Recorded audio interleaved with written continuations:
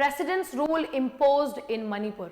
नमस्कार दोस्तों, आप सबका स्वागत है कैपिटल आईएएस के इस यूट्यूब चैनल पर, जहां पर हम देखने वाले हैं कि क्या अपडेट्स आ रहे हैं मणिपुर वायलेंस से रिलेटेड। अभी हाल फिलहाल में आपने देखा कि किस तरीके से मणिपुर के चीफ मिनिस्टर रिजाइन करते हैं और एमिड ऑल द सर्कमस्टांसेस ऐसे ऐसे सर्कमस्टांसेस बनते हुए नजर आ रहे हैं। कुछ लोगों ने कहा कि ऑपोजिशन पार्टी ने कहा था कि हम नो कॉन्फिडेंस मोशन लेकर के आएंगे, इसलिए उन्होंने रिजाइन किया। कुछ लोगों ने कहा कि उनके खुद के पार्टी के जो उनके कुलीग्स थे वो उनके कॉन्टिन्यूएशन से सहमत नहीं थे और सेंट्रल गवर्नमेंट में जाकर के दिल्ली में इनकी कंप्लेन कर रहे थे, इसलिए इन्होंने रिजिग्नेशन दिया।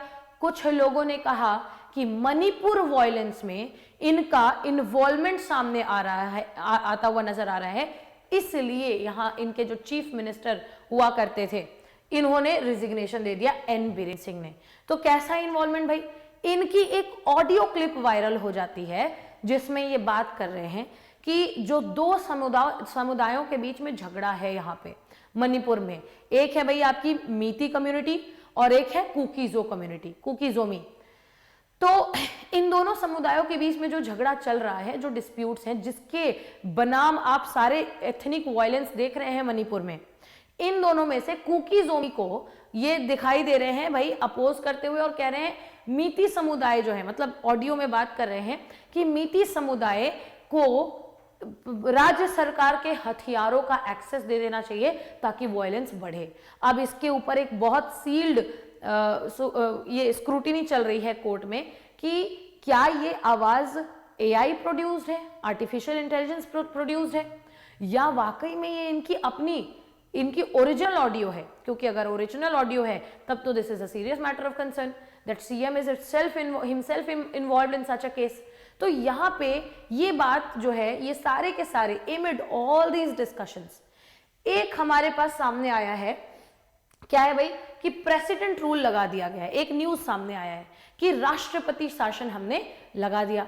प्लीज ट्राई टू अंडरस्टैंड कि किसी भी जगह ये जो प्रेसिडेंट रूल आप देख रहे हैं, इसी रूल को आप सिंपली इमरजेंसी जब आप पढ़ते हैं तो 3 टाइप की इमरजेंसी में से एक इमरजेंसी प्रेसिडेंट रूल होता है, ठीक है।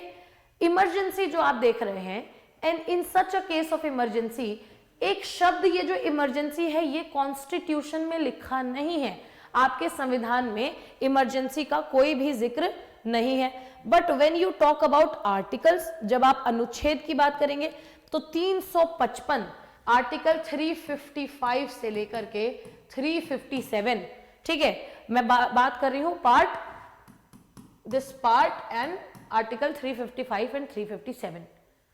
तो आप समझ सकते हैं कि कितना इंपॉर्टेंट है इस वक्त हमारा ये जानना कि इमरजेंसी, जिसको बेसिकली प्रेसिडेंट रूल, जिसको हम गवर्नर्स रूल, स्टेट इमरजेंसी इस नाम से भी जानते हैं, जो ऑलरेडी अनुच्छेद के माध्यम से संवैधानिक रूप से डिफाइंड किया गया है, संवैधानिक है, कॉन्स्टिट्यूशनल है, वो लगाया जा चुका है मणिपुर में।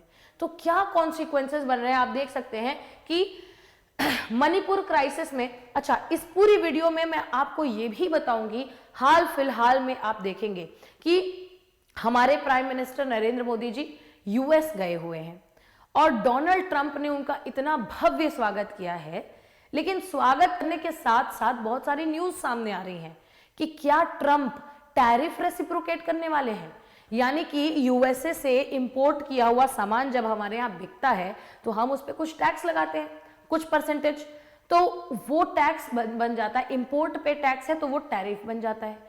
तो यूएस अब कह रहा है कि जो कंट्रीज हमारे सामान पे जितना परसेंटेज टैरिफ लगाती हैं, हम भी उन पे उतना ही परसेंटेज टैरिफ लगाएंगे। तो ये तो भाई दिक्कत वाली बात हो जाएगी। लेकिन अभी वो देखेंगे न्यूज, लेकिन यूएसए का किस तरीके से इन्वॉल्वमेंट है मणिपुर के क्राइसिस में, मैं ये आपको प्रूव करके बताऊंगी। आप देख रहे हैं यहाँ पर कि कैसे किस तरीके से एन बीरेन सिंह, जो आप देख रहे हैं, दिस इज द पर्सन, और इनके गवर्नर हैं मणिपुर के अजय कुमार भल्ला को रेजिग्नेशन लिखते हैं और थैंकफुली ग्रैटिट्यूड देते हैं कि मतलब ही वाज थैंकफुल कि उनके पूरे टेन्योर में उनके लिए सेंट्रल गवर्नमेंट ने भी और बाकी बहुत अच्छी अच्छी चीजें हुई, बहुत सारे डेवलपमेंट्स हुए, but he is also writing regrets कि मणिपुर वायलेंस जो मई 2023 से एक सुर पकड़े बैठा है वो कम नहीं हो पाया और 21 महीने बाद ही इन्होंने रिजाइन दी है।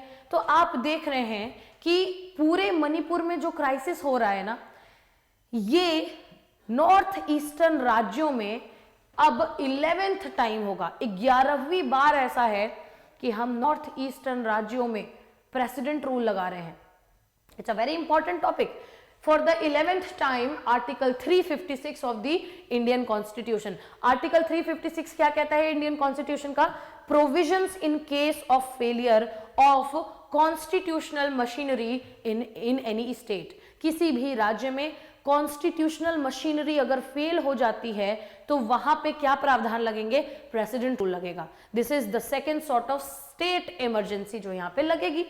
Article 356 of Indian constitution impose किया गया है नॉर्थ ईस्टर्न स्टेट्स पे। कितनी बार? ये 11th टाइम है।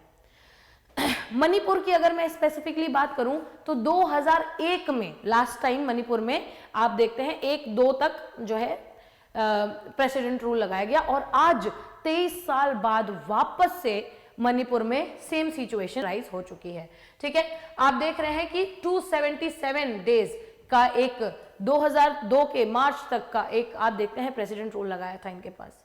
ठीक है, आप यहां पे देख पा रहे हैं कि state while with president's rule clamped on Manipur, state residents find themselves under union government's direct rule after 23 years. मतलब अब डायरेक्ट सेंट्रल गवर्नमेंट मणिपुर को 23 साल के बाद रूल करने जा रही है। अब अगर मैं आप पे थोड़ा आपके सामने अगर इसके मणिपुर वायलेंस के बारे में थोड़ा सा शैडो डालूं तो क्या हुआ है यहाँ पे कि लंबे समय से सामुदायिक झगड़ों में फंसे हुए कुकीजो, मीती कम्युनिटी यहाँ की डोमिनेटिंग कम्युनिटीज हैं। कोई अपने शेड्यूल्ड ट्राइब के रिकॉग्निशन के लिए लड़ रहा है और कोई लड़ रहा है कि इन्हें रिकॉग्निशन ना मिले, और इस पूरी लड़ाई में ह्यूमन राइट्स को क्वेश्चन में कटघरे में खड़ा कर दिया है कि भाई क्या ह्यूमन राइट्स का ग्राउंड है, कितना वायलेंस करोगे। ठीक है, और इसी चक्कर में आप देख रहे हैं लगभग 200 से ज्यादा लोग अपनी जान गंवा चुके हैं, थाउजेंड्स ऑफ पीपल होमलेस हो चुके हैं। और ये जो पूरा वायलेंस आप देख रहे हैं, एक पॉलिटिकल प्रेशर भी यहाँ पे आ रहा है ऑपोजिशन से कि भाई सेंट्रल गवर्नमेंट स्टेट गवर्नमेंट है और यहाँ पे ऑलरेडी आपने देखा प्रेजेंट सेंट्रल गवर्नमेंट की ही एक ब्रांच यहाँ लगी हुई थी। तो अब सरकार की एफिशिएंसी पे सवाल उठ रहा है कि क्या एफिशिएंसी है आपकी, क्या बेसिकली फ्लेक्सिबिलिटी है आपकी कि आपने इतना लॉन्ग ड्रॉन वायलेंस आप नहीं रोक पा रहे हैं। ठीक है, यहां पे 1-2 चीजें और देखने वाली बात है। अभी बहुत एक शॉकिंग चीज मैं आपके सामने अनकवर करने वाली हूं। उससे पहले मैं आपको बता दूं, Imphal which is the capital of Manipur, आप देख रहे हैं कि पूरे इस वायलेंस से इतने लंबे समय से ग्रस्त है कि इनके चीफ मिनिस्टर को भी क्या करना पड़ा भाई, रेजिग्नेशन देना पड़ा। 11th टाइम इनके यहाँ पे प्रेसिडेंट रूल लग रहा है। और आप प्लीज, ये सब तो मैंने आपको बता दिया, आप प्लीज ध्यान से देखिए कि जब प्रेसिडेंट द्रौपदी मुर्मू जो है उनको गवर्नर अजय भल्ला लिखते हैं तो लिखते हैं कि सारी रिपोर्ट्स को और इंफॉर्मेशंस के स्क्रूटिनी करने के बाद मैं इस नतीजे पे पहुंचा हूं कि मणिपुर की जो गवर्नमेंट है, जो मणिपुर स्टेट गवर्नमेंट है, वो किसी भी मैटर में अब इस स्टेट को गवर्न करने के हालत में नहीं है। कॉन्स्टिट्यूशन ऑफ इंडिया को इंश्योर करना पड़ेगा that Manipur is further govern.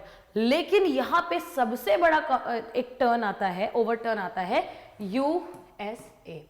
आप देख पा रहे हैं सॉरी, आप देख पा रहे हैं यहां पे USCIRF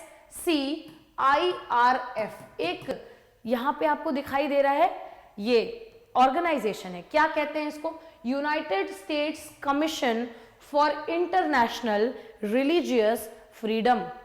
समझ रहे हैं? President Donald Trump is one person जो कि हु स्पीक्स ऑलवेज, जो हमेशा ही कभी भी एथनिसिटी हो और स्पेशली क्रिश्चियन रिलेटेड एथनिसिटी हो तो वो बोलते हैं।